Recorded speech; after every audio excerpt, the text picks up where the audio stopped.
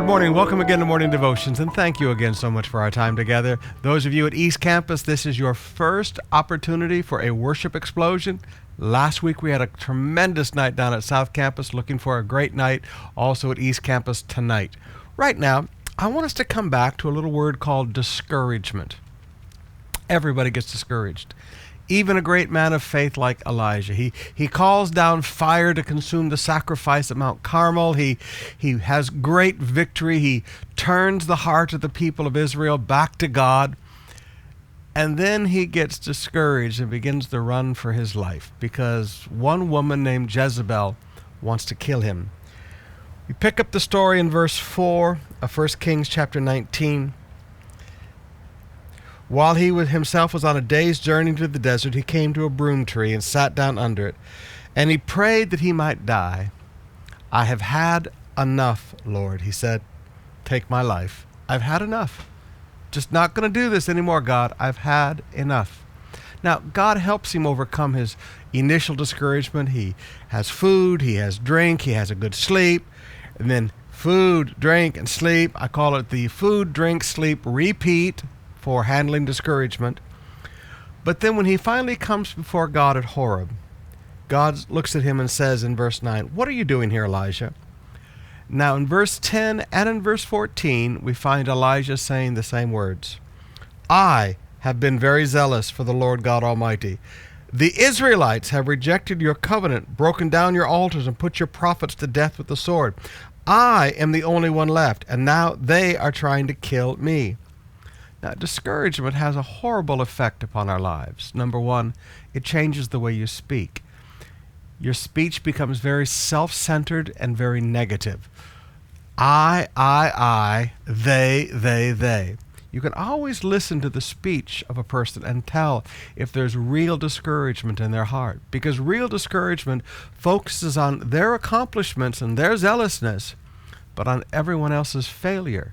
He doesn't talk about the fact that the people had just made a decision at Mount Carmel that God would be God and that they had put to death 450 false prophets. He doesn't say all the good things Israel has done. He just talks about the bad things.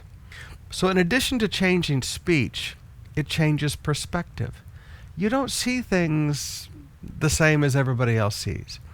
I'm the only one left. Now, Elijah, you know that's not true, because you just ran into Obadiah, and Obadiah told you how zealous he had been for God and how he had saved 100 prophets, putting 50 each in 2 different caves and giving them food and drink and protecting them from Jezebel, who wanted to kill them.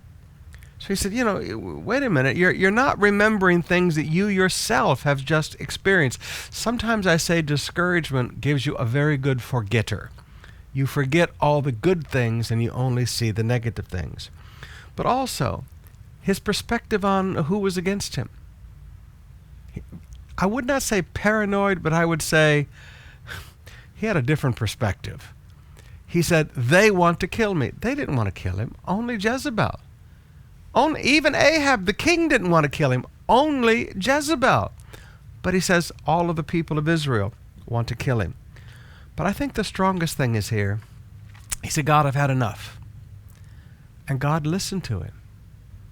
And at the end of the story, we find out in verse 16 and 17, God said, anoint Elisha as your successor.